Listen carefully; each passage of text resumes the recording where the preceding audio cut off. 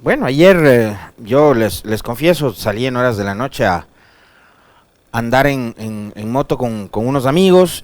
Habíamos llegado hasta la parroquia de Puembo, acá por la zona oriente de Quito, y empiezo a recibir mensajes que me alertaban sobre este tema.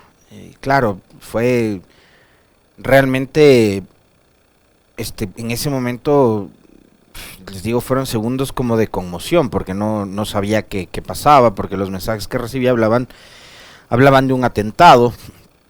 Y claro, a la memoria me venían, por ejemplo, cosas parecidas como las que se vivió con, por ejemplo, el Papa Juan Pablo II, con Ronald Reagan, con personajes como ellos en el pasado y que, digamos, parecían eventos muy lejanos, ¿no? Que ya no los volveríamos a ver o que no se volverían a repetir, pero yo lo que les decía hace un momento es la verdad y es lo que siento lamentablemente, y capaz muchos de ustedes también lo estarán entendiendo así.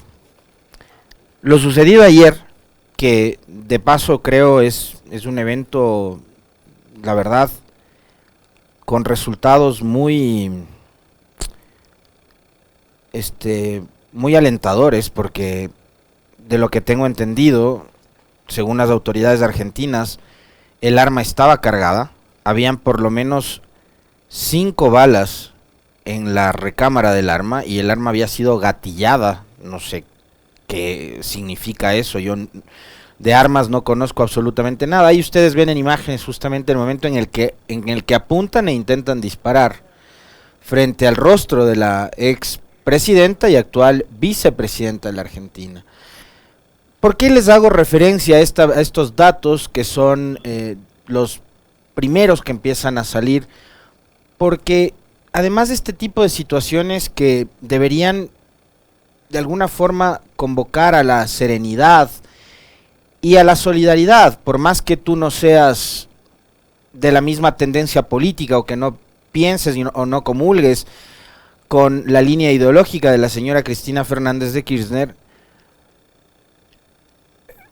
esto podía haberle costado la vida. Si es que el tiro salía e impactaba la bala en su rostro, probablemente hoy estábamos hablando de un magnicidio, pero ahora lo que nos convoca a hablar es un intento de magnicidio.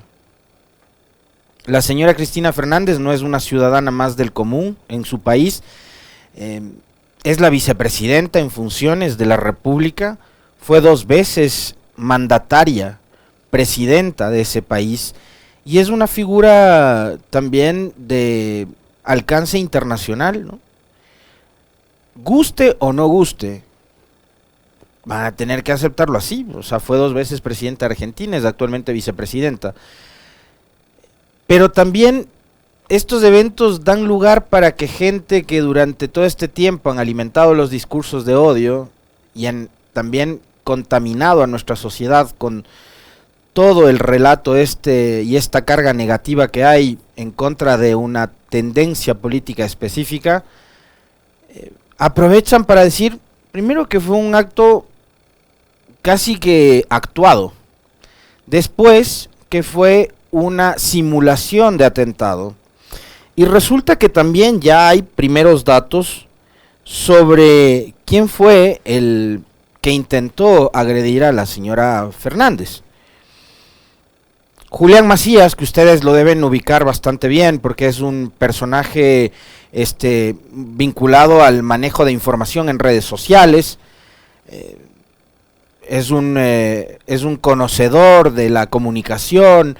Nos ayuda Julián cada vez que nosotros necesitamos acceder a datos cuando, por ejemplo, tienen que ver con filtración de información o con el uso de estos famosos troll centers, del cual, por cierto, Julián es un permanente contradictor, ¿no? Porque además el uso de troll centers es la peor mentira que puede haber como parte de una estrategia política, porque es vivir prácticamente del engaño. Y Julián subía esta información en sus redes sociales hace 3 horas más o menos. Fernando Sabag Montiel, la persona que intentó asesinar a Cristina Fernández de Kirchner, es de origen brasileño, tiene varios tatuajes con simbología nazi, como el que ustedes ven en su brazo izquierdo, en el codo, era pro Bolsonaro y ya apareció en la televisión argentina haciendo proclamas en contra de Cristina. Este tipo que intentó disparar contra la expresidenta y actual vicepresidenta de la Argentina tiene 35 años y el símbolo que ustedes ven tatuado en su codo es un sol negro. Esa simbología fue instaurada durante el Tercer Reich por el jefe de las SS, Heinrich Himmler, es decir, por los nazis en la Alemania nazi. Y este símbolo, este sol negro, que forma parte de la simbología del nazismo, lo suelen utilizar con mucha regularidad, tengo entendido, soldados de la milicia ucraniana, ¿no? Ucronazis utilizan en Europa este tatuaje similar al que lleva este sujeto llamado Fernando Sabag Montiel, de 35 años. Se ha encontrado a militares ucronazis que asesinaron en el Donbass, en la zona del Donbass, a 15 militares rusos, portando este tipo de simbología y de tatuajes en su cuerpo. Entonces ahí ustedes tienen también un poco de datos, de información de quién sería el sujeto este que intentó atentar en contra de Cristina Fernández.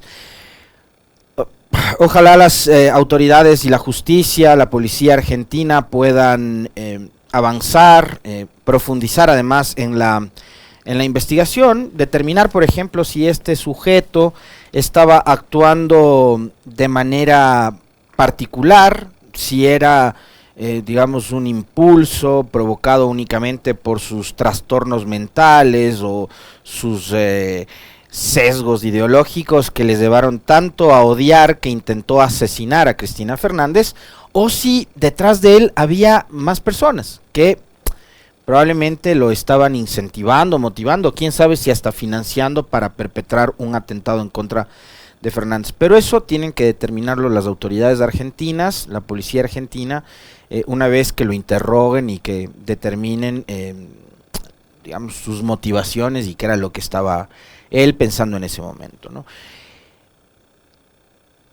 Algo que me llama la atención profundamente es que, y les decía hace un momento, que este tipo de situaciones totalmente reprochables, totalmente inaceptables, que podían haber tenido un final trágico y que ventajosamente no fue así, convocan a ser solidarios y convocan a tratar de actuar de manera políticamente correcta. Y creo que por lo menos desde la diplomacia debería ser así, ¿no? El presidente Lasso ya se ha pronunciado condenando precisamente este intento de ataque en contra de Cristina Fernández, lo ha hecho a través de sus cuentas en redes sociales, pero quedándome en la Argentina, tratando de localizar este problema y esta situación tan grave que están viviendo en este momento los hermanos argentinos, me encuentro hace 10 horas con un tuit de Mauricio Macri. Mi repudio absoluto al ataque sufrido por Cristina Kirchner, que afortunadamente no ha tenido consecuencias para la vicepresidenta. Este gravísimo hecho exige un inmediato y profundo esclarecimiento por parte de la justicia y las fuerzas de seguridad. Ahí todo bien. Todo bien. Pero el tuit anterior a este, de Mauricio Macri, fíjense ustedes lo que decía. Este tuit que les acabo de leer lo publicó Macri hace 10 horas.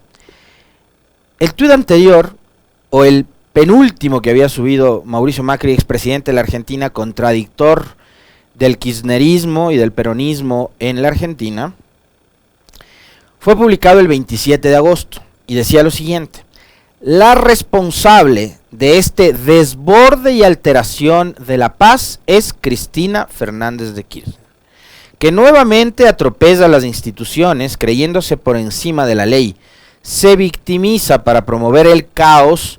Envío mi apoyo a las fuerzas de seguridad y al gobierno de la ciudad, mi solidaridad con los vecinos. Esto era lo que decía Macri hace algunos días atrás, el fin de semana, ahí decía que la responsable de la alteración de la paz y el orden y la promotora del caos en la ciudad de Buenos Aires era la señora Cristina Fernández de Kirchner. ¿Por qué? Porque a los alrededores de su domicilio, a propósito de estas causas judiciales sobre los temas de vialidad que aparentemente tratan sobre supuestos casos de corrupción durante el kirchnerismo, llegaron miles y miles y miles de ciudadanos a pronunciarse a favor de la ex presidenta y ahora vicepresidenta de Argentina. Entonces, fíjense, además de estos dos tweets, ustedes los van a encontrar pegados el uno del otro en la cuenta de Twitter, como están viendo ustedes en imágenes, en la cuenta de Macri.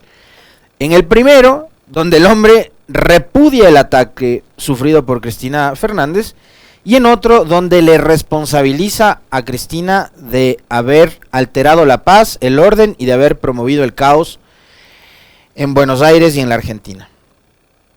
Bueno, Macri y todos sus seguidores lo que han hecho es justamente eso, alimentar el odio y alimentar la bronca y alimentar la persecución, en este caso en contra de Cristina. ¿A dónde hemos llegado? Bueno, hemos llegado a un momento extremadamente desafortunado en el que casi atentan contra la vida de Cristina Fernández. Y esto, más allá de la condena, del reproche, de lo repudiable que puede ser y que desde aquí obviamente estamos condenando, esto pudo haberle pasado a quien sea, y les voy a decir algo parecido a lo que les mencionaba ayer o antes de ayer con respecto de los insultos que han proferido desde ciertas plataformas digitales y ciertas cantinas donde se dedican a beber mientras se graban las conversaciones. Un atentado, una agresión, ya sea verbal o física, va a ser condenable sea quien sea la víctima. Pero este momento, más allá de la condena y del reproche, tiene que ser útil para darnos cuenta a dónde llegamos. Hoy podíamos haber estado hablando de un magnicidio, si es que la bala salía proyectada y asesinaban a Cristina Fernández, y hubiésemos estado obviamente muchísimo más conmocionados y preocupados de lo que ya estamos. Pero el solo intento de lo que sucedió ayer tiene que ser motivo para reflexionar. Y no para reflexionar únicamente del un lado de la acera, sino de los dos. Porque creo que es momento de empezar a repensarnos cómo estamos actuando, cómo estamos activando incluso políticamente.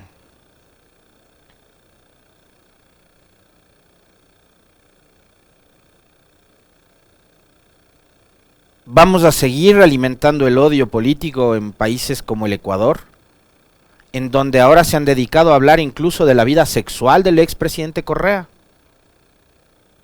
para a partir de ahí burlarse, hacer mofa, ridiculizarlo? Porque ya se cansaron de hablar de la supuesta corrupción, ya se cansaron, ya no les da resultado, porque ya la gente además no les cree. Entonces ahora empiezan a ridiculizar sobre temas además muy íntimos. Entonces, ¿van a seguir haciendo eso? ¿O va a servir esto, lo que ha sucedido en la Argentina, como para que también en Ecuador, digamos, repensemos la situación, reflexionemos y tratemos de hacer lo posible y trabajemos para evitar llegar a esos extremos a los que ha llegado la Argentina?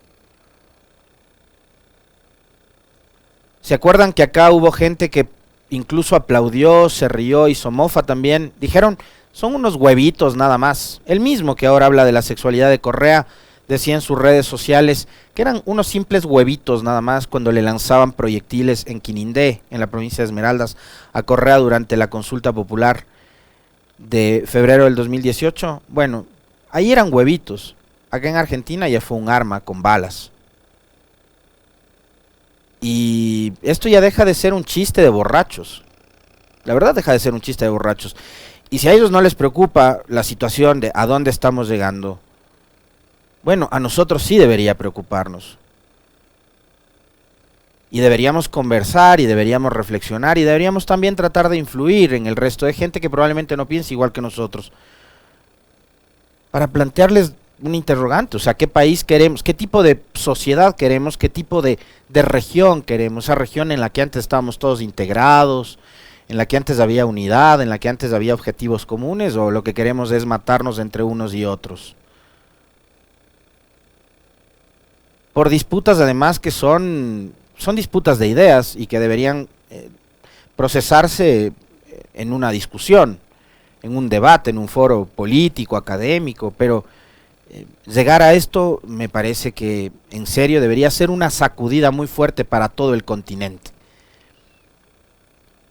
Para a través de mecanismos como la democracia, por ejemplo, evitar que personajes como Bolsonaro en Brasil puedan acceder al poder y puedan desde el poder también y todos los espacios que tienen disponibles empezar a promover la violencia, promover el lawfare, promover el odio, la guerra. Y esto ya no es solo la guerra judicial del lawfare, o sea, acá estamos viendo de que ya el exterminio de cierta clase política o de cierta tendencia política va más allá del proceso judicial y el encarcelamiento. Esta gente quiere asesinar.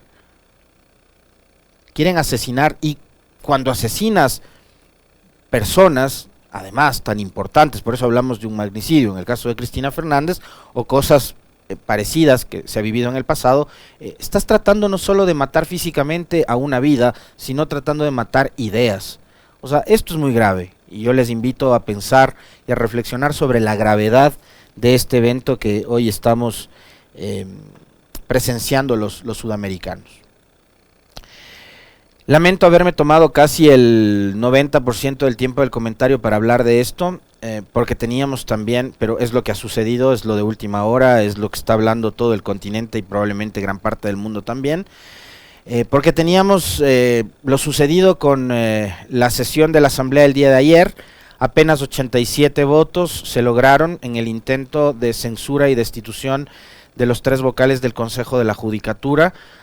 No se consiguió el objetivo que habían buscado determinados sectores políticos, la bancada de UNES, el Partido Social Cristiano, algunos otros independientes o Pachacutic, y nuevamente volvemos a ver el juego de estos bloques que no sabemos si están para obedecer a sus electores o obedecer a sus bases, ¿no? Por ejemplo, vean ustedes lo que ha hecho cierto sector de Pachacutic, que ha decidido defender a la actual judicatura, que ha estado envuelta en escándalos, mediante los cuales buscan imponer jueces, repartirse notarías, hay audios, no me lo estoy inventando yo, interferir en la decisión de sacar a la señora Yori de la presidencia de la Asamblea. Bueno, hay sectores como el Pachacutic, por ejemplo, que a pesar de lo que han dicho la CONAIE en un comunicado de prensa, ellos decidieron votar a favor de la judicatura y ponerse nuevamente del lado del gobierno nacional y del presidente Lasso.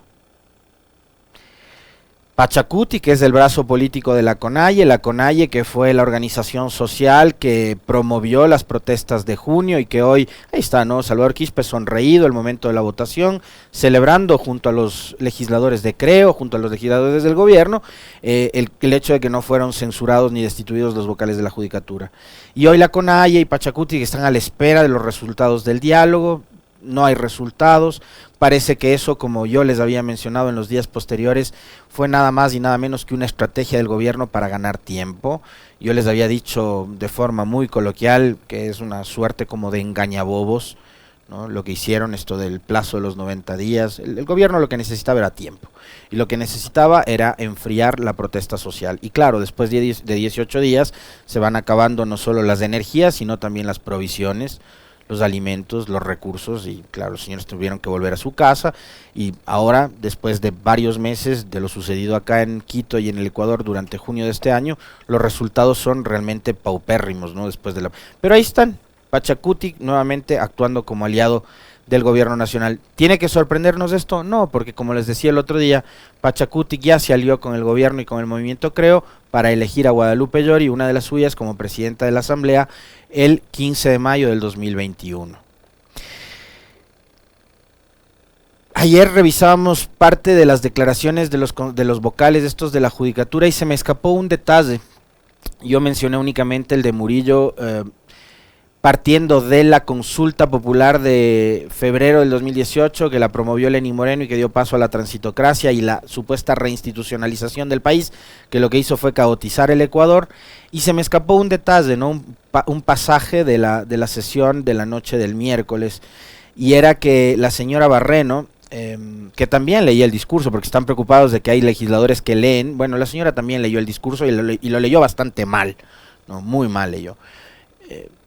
Ella no solo que utilizó el argumento de la consulta de Lenín Moreno, de Lasso, de Nebot y todos ellos, ella llegó a referirse al tema del 130, como que si la aplicación del 130, un mecanismo legal y constitucional, habría sido, digamos, un intento de dar un golpe de Estado, ilegal, inconstitucional, etcétera. Hasta eso llegamos. Y nos decían que han buscado politizar la justicia. Bueno, vemos que los señores que manejan y administran la justicia están muy involucrados y muy metidos con los temas políticos, pero ahí no hay cómo decir absolutamente nada.